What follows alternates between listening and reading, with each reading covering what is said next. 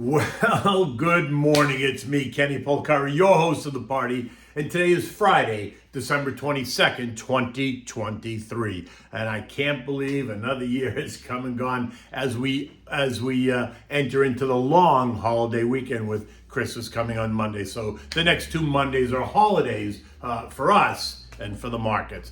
And so here's what you need to know to get your day started. But first, let me just say one thing. One of the joys for me of the holiday season is the opportunity for me to say thank you and to wish you the very best for the new year. So may peace, joy, health, and happiness be yours during this holiday season and into the new year. Thank you for letting me be a part of your life.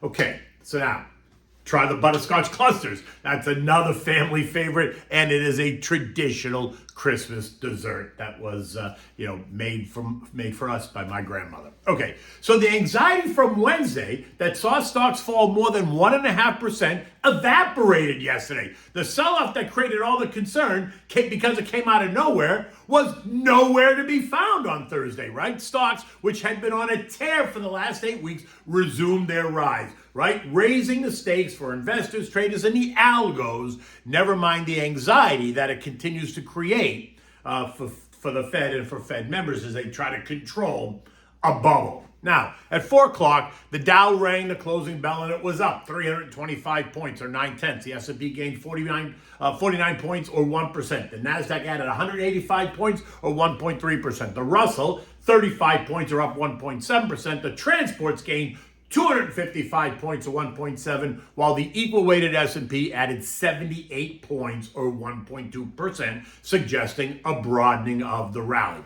And while investors are digesting the weaker reports and, more importantly, weaker guidance from FedEx, General Mills, and now Nike, which was down 12% after hours and this morning after reporting a rise in gross margins, now 44.6%, a 19% increase in net income for the quarter, but they projected weak forward guidance. Just 1% revenue growth for the fiscal year that ends in May 31st of 2024, citing increased macro headwinds from Greater China and other emerging markets. In addition, they announced a $2 billion in cost cuts, right? Think layoffs, which is going to cost them $450 million pre-tax in the current quarter. When the news came out in the after hours, the traders and the algos took a quick 12% or $14 out of the stock, and this morning it remains down 12%, which now leaves many to start to wonder, could this be a preview of what we're about to hear when earnings season kicks off in 3 weeks, right? We are now 3 for 3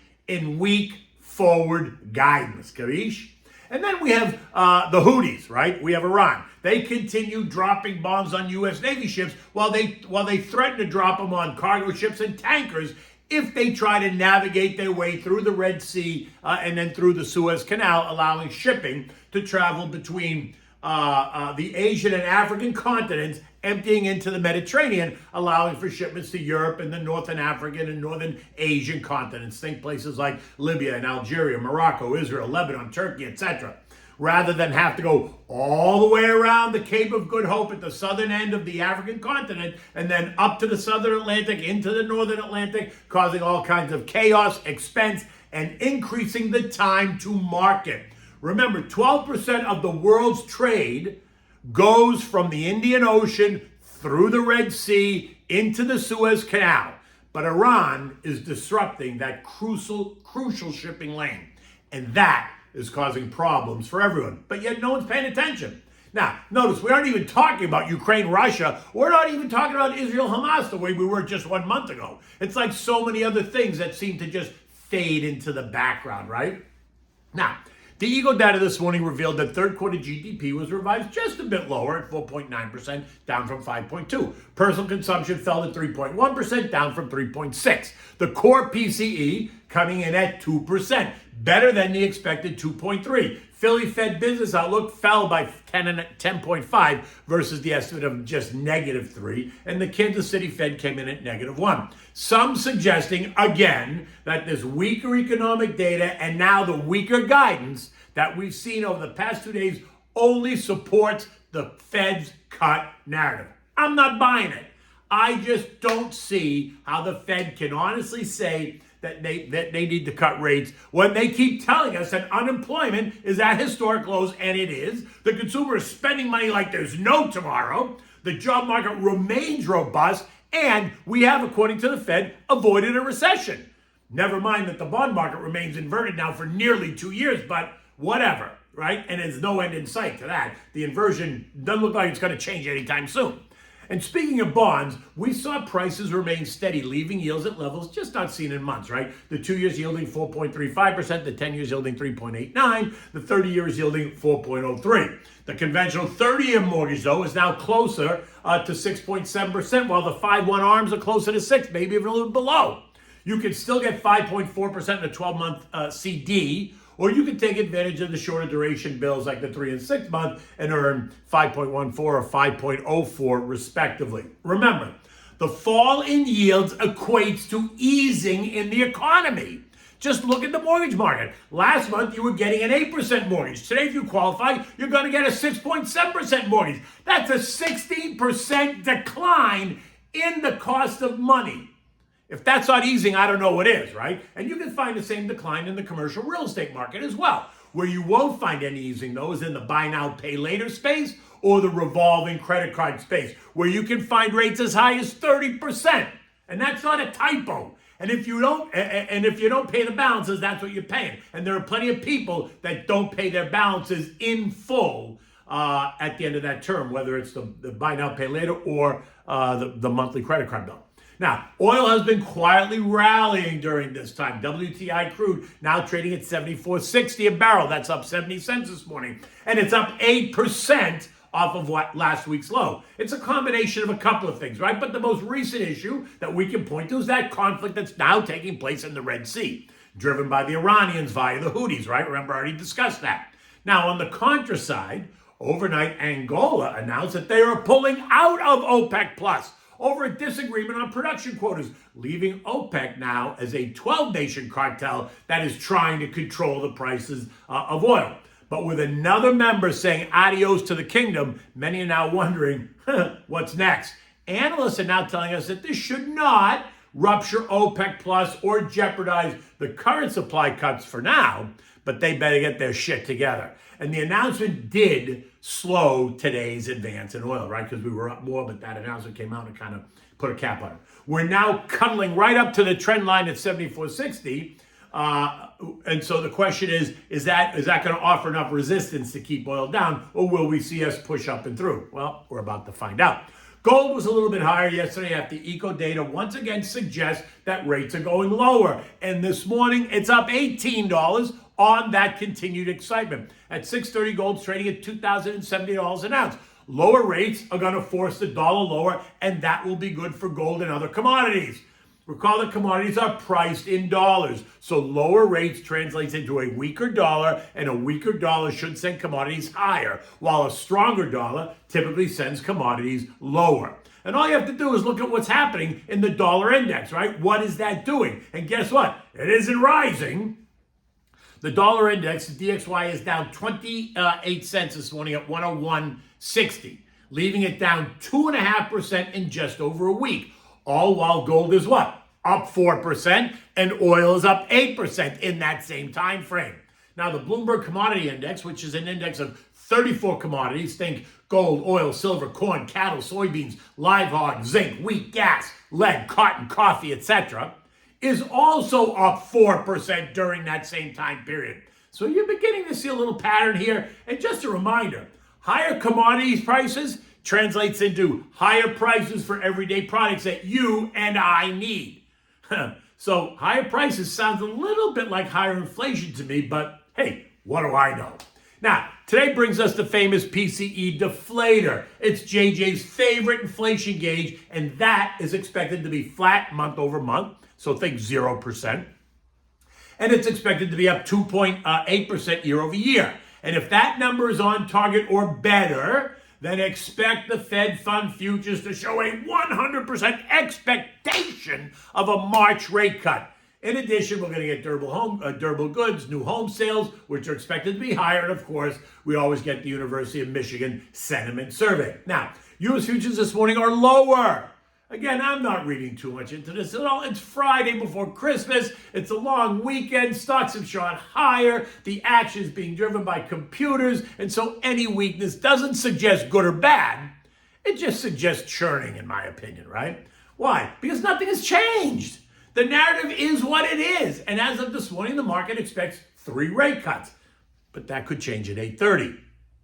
Remember, there are some street analysts who suddenly are calling for a rate cut at every Fed meeting starting in March. And if that's true, then they tell us to expect 7 rate cuts next year. Which leads me to ask, are they really going to cut rates as we move into the election? Right? Because they're not supposed to. But sadly, I guess anything is possible. I just don't think they could be that dumb. But again, anything is possible. European markets this morning aren't really doing anything. Now is the day, over there is coming to a close, and the Europeans get ready to celebrate the Christmas holidays. So not much happening in Europe. I mean, they're up less than 0.1%. Now, the S&P rose by 49 points yesterday, taking us back to 47.46, leaving the S&P up 23% year-to-date as of this morning, trailing the Nasdaq by a full 20 percentage points. This morning's action, the weaker futures, should not be a surprise, nor should it cause you to do anything. Enjoy the holidays. Spend time with your family. Don't worry about this.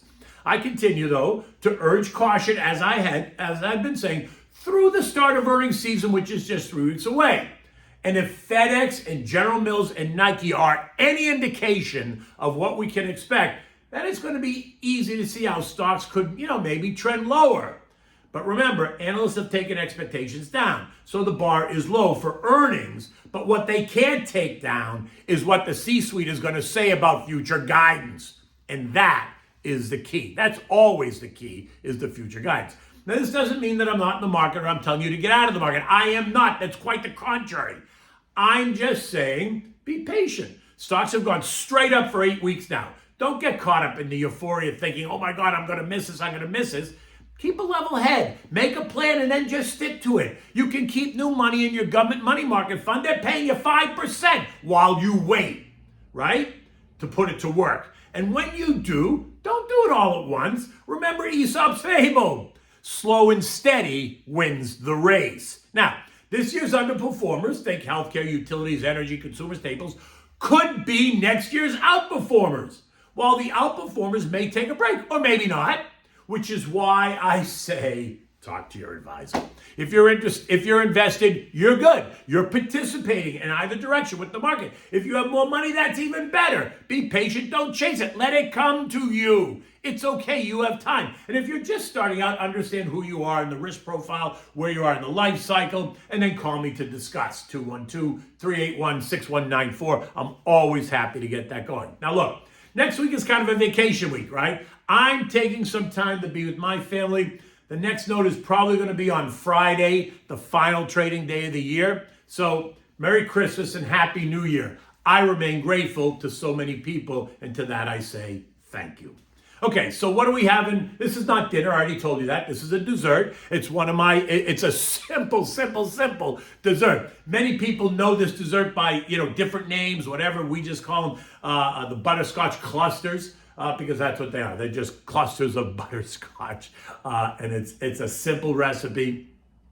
It's peanuts, it's butterscotch, it's those Chinese noodles, right?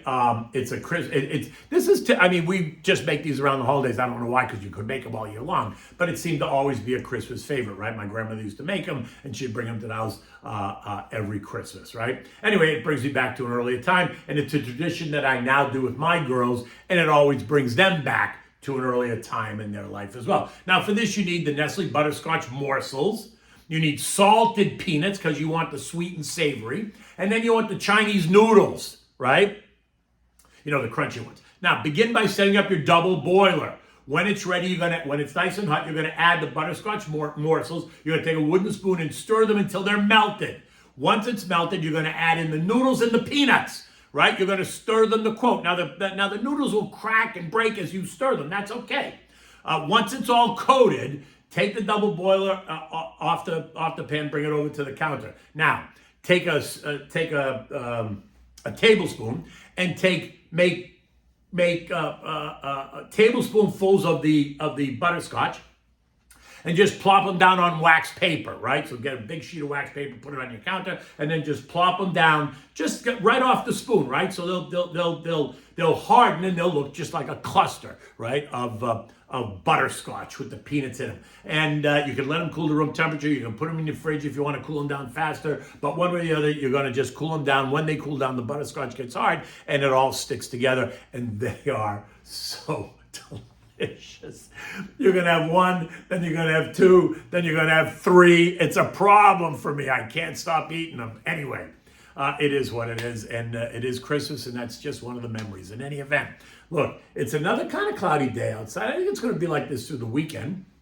I don't think it's going to be clear and sunny, but who knows? It could. Until the next time, take good care, and Merry Christmas and Happy New Year to everybody.